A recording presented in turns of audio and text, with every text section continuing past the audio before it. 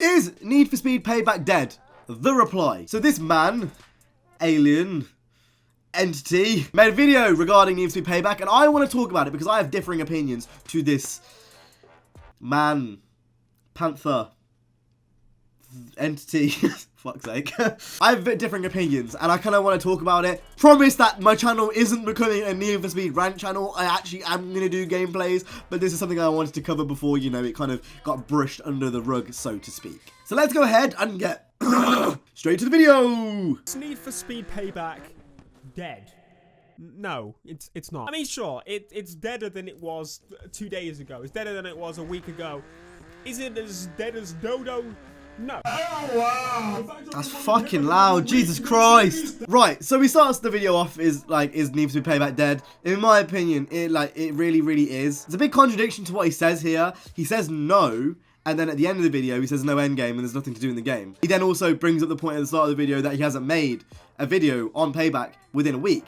If the game was alive, surely you'd be making videos on it, because that kind of just makes sense. I don't know, that's what he opened up the video on, and immediately I was like, well, you're not making videos on it, so surely that means, if you're playing Burnout, which is a 10-year-old game, over Payback, which has come out this recently, to me that's a bit of a contradiction almost. He then brings up the fact that Payback got free DLC, and it's a great thing in every way. You can't complain about free DLC. You know, even if it's not what you wanted, you can't complain. You've got it for free. It's more content for free, and there's nothing wrong with that. You know, the addition of drift events and speed lists, really good. Catch-up packs was really good. But this is my problem. Other than catch-up packs, I don't really think there was any meaningful DLC updates to Payback. Drift events should have been there day one, as should free roam. You know, these are all things which were in the last game, regardless if, you know, whether, you know, always online isn't in this game or not. It doesn't really matter. When this is in the last game, it should be in the next game on launch. For me, honestly, other than catch-up packs, nothing really meaningful has been added. I know they've said they've been updating speed lists and they've added stuff to speed lists, and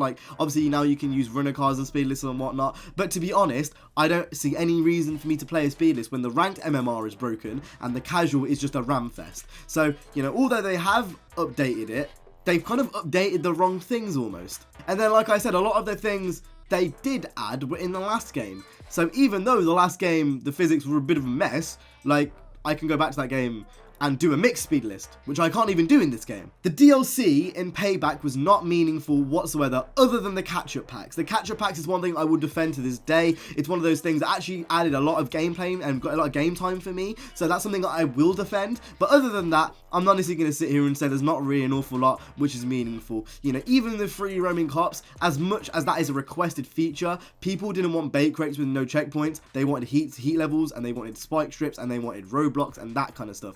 And that isn't really available in the free roaming bait crates. Not taking away from the fact that it's a thing in the game, but I'm just pointing out it's not what people wanted. It's kind of like half of what people wanted. You got the free roaming cops, but you didn't get the heat levels, you didn't get the impounds, you didn't get all the other things that people wanted. Unlike 2015, and this is what the problem for me is, with 2015, every single update was meaningful. Prestige mode added a really hard single player mode, which kind of voided the gap of having a hard mode in the single player. Obviously, speed lists were added, and speed list was a huge update. You know, you had the race speed list, drift speed list, and mixed speed list, and mixed speed lists were awfully balanced. Even though the RSR was OP, you can't take a race RSR into a speed list and drift and win the drift event. It's not going to happen, and nor can you take a drift hurricane and win in a mixed speed list there. So even though there were OP cars in that game, I could go into a mixed speed list and race my R32 and win. I can't do that in Payback. If I go into a speed list, I don't have the option between the two, and I'm just going to come up against OP cars over and over and over again, because you get the selection of 3 different cars, you know, in your loadout. A lot of Payback's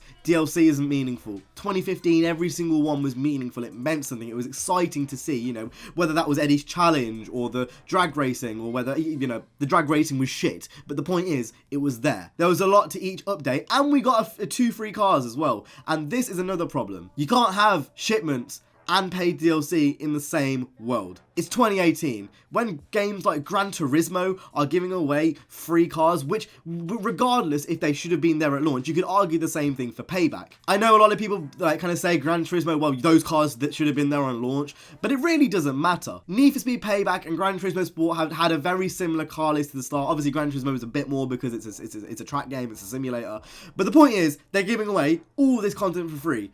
If you kind of put that to the side, ignore the cars, look at all of the single player stuff, which they've added.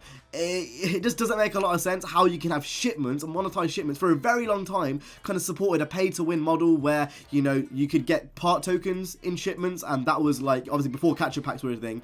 You could get loads of part tokens, upgrade your card to 399, which is something I simply could not do playing the game normally. Since then, that's obviously been fixed, but, you know, having the shipments there and then having the paid DLC, either you have the paid DLC and you support it with free stuff, or you have the shipments and you give that away for free. There's no reason for vanity items to be locked behind a paywall and then have cars locked behind a paywall as well. Like, surely one has to give. I'm going to use the example of Fortnite because that's a free game. You can play that game for free. There's no barriers of entry. You can go in. If you choose to buy skins, you can buy skins, but it's optional. Now you could argue like it's kind of optional on Payback, and it completely is. The difference with Payback though is Payback is a full price game. There shouldn't be the option in a full price game. If I'm playing for a premium AAA game, vanity items should be available in the customization menu. That's kind of my little rant over with that part. This is like one of the points he mentioned. I could go on for days about this, but that's kind of the problem with the DLC rollout for Payback, and I'm probably going to talk about shipments a bit later on. Another thing he kind of talked about, the game was messed up from the start.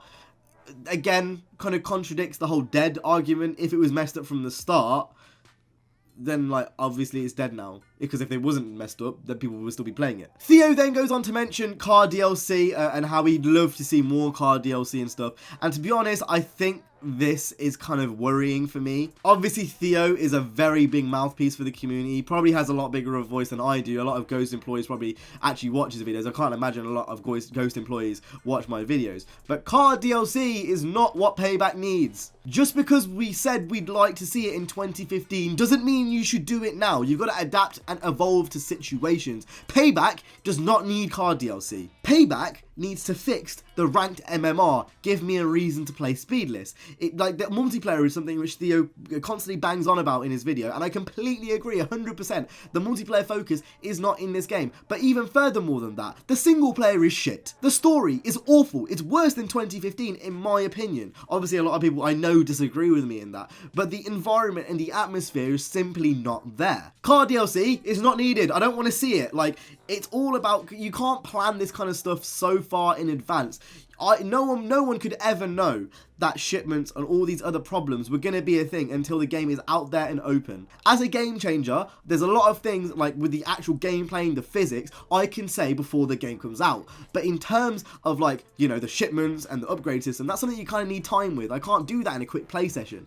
And like I said, car DLC is not, that should not have been of one of their priorities. SpeedX should not have been of one of their priorities. Their priorities should have been to make sure that multiplayer actually works, because for the longest of times, it didn't. He then goes on to say Ghost communication has been amazing, and in some regards, I completely agree. I think Ghost, again, are one of the most open developers that are out there currently in the racing scene, at least. And for that, like, again, I can only applaud them. It's one of the things that I honestly, this is the reason why I have so much hope for Ghost in the future, because they do listen to us, and it's one of those things I genuinely don't think they get enough credit for that. I do think the communication was better in 2015. The way they kind of announced free roam kind of was a bit weird to me. It was like they were almost bragging in that regard, and I know they have to promote it because it's a business and that's how it is, but this isn't something you should brag about. It's something you should add in because it was in the last game and the game before that and the game before that and the game before that. Multiplayer focus, again, like I said earlier, is something which he bangs on about in his video, and I completely agree. But again, like I said earlier, it doesn't really excuse the fact that the atmosphere is shit in this game and almost non-existent. The story doesn't make any sense when you could have killed the main person in one of the first few scenes. It makes no sense, and it still doesn't excuse the fact that the multiplayer now currently is broken. And even if we do get further updates, we don't even know if we're going to get anything regarding balancing, regarding the ranked, you know, being broken, regarding the clipping issues, which still are everything, even though that was in the last patch notes. And then Theo goes on to talk about 2015 for a bit, and 2015 is a game which is very close to my heart because I sank so many hours into it. On paper, Payback is better in every single way, but just like a car, you know, having an auto box, even though it's better, a double clutch auto box is better in every way to a manual. But enthusiasts will always go to a manual. That's how I kind of relate Payback in 2015. If there's an analogy I can make, that's how I'd make it. You got your twin clutch paddle here, then you've got your manual box here, and 2015 is the manual box. So much harder to play. The physics are all over the place. There's so many problems with that game. I could go on for days. And don't get me wrong, the physics in Payback aren't perfect either.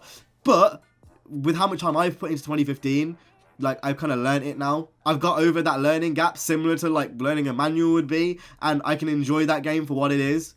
The atmosphere is a million times better. I'm not the person that would moan about a day and night cycle. Like, I don't really mind about that. But I know a lot of people do moan about it. I don't really understand that either.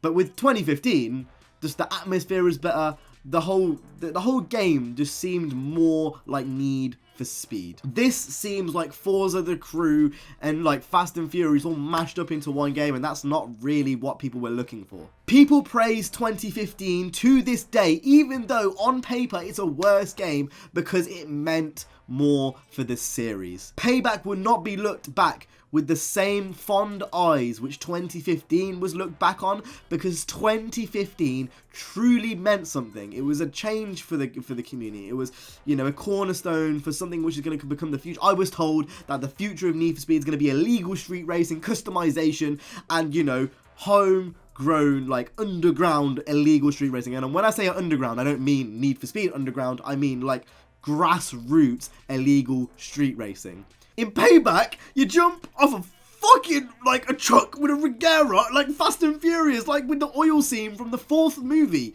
It's like, it's not grassroots street racing. In fact, there's not even that many street races in the game to begin with, like city racing. It's all pretty much in the canyons and valleys, which is a straight, like, throwback to Rivals. As far as I'm concerned, a lot of the things that people were asking for back in Rivals was for more city racing. We get more city racing, and now we go back to more valley racing. It makes no sense to me. It's fucking weird. It makes no sense. And people praise it, though. They're like, I don't get it. It all comes back to that one IGN quote, and I actually disagreed with him when he first said this, but looking back on it now, I do 100% agree. With every 2 steps forward, there's 3 steps taken back, and that is the only way I can describe Payback. I don't get it. I don't understand how... Like, I just don't get it. I just don't get it. It makes no sense to me. Genuinely, like, 2015 for me meant so much more as a game. I haven't played either in a very long time now. And like I said, I'm actually going to get back to making gameplays again. This isn't going to end soon, but I kind of wanted to talk about this before his video kind of got brushed under the rug and it kind of just, like, got left behind. I feel like it's very relevant because of the place Theo has in the community. And I just hope that, like, a lot of the things I said make sense. This isn't coming from a place of, like, you know, like, animosity. Like, I'm just saying what I think. I'm expressing my opinion. And that's all this really comes down to, is I know a lot of people agree with me. Yeah, that's what I really have to say, to be honest. I've kind of gone through every single point systematically. I could talk about further points and why I think Payback is actually, like, not that great of a... But there's no point in me doing that because I've made so many videos, and again, a link to a Payback playlist will be down in the description. That is what I think about that video. It's been something which I've seen kind of floating around the community quite a lot because obviously Theo is such a big mouthpiece for the Need for Speed community. That's natural and I completely get it. It makes 100% sense. But it's not something I necessarily agree with, and there's got to be people out there that share that same opinion as me, and that's something which I kind of wanted to address. And obviously being a smaller YouTuber, I can imagine this is probably not even going to do that well of a video in terms of dislikes and to likes ratio, because, like, I don't have the cult following which Theo has, but hopefully people can see this is coming from a place of wanting the series to get better and not a place of remorse or a place of like whatever, like, I don't know what people were going to say, but like this is a place of like, I actually just want it to get better. That's all it is. Anyway, let me know what you think down in the comment section down below. That's been it from me today. If you did like the video, make sure to go ahead and hit the like. I will see you guys in the next one. You guys have an awesome day. Safe and peace.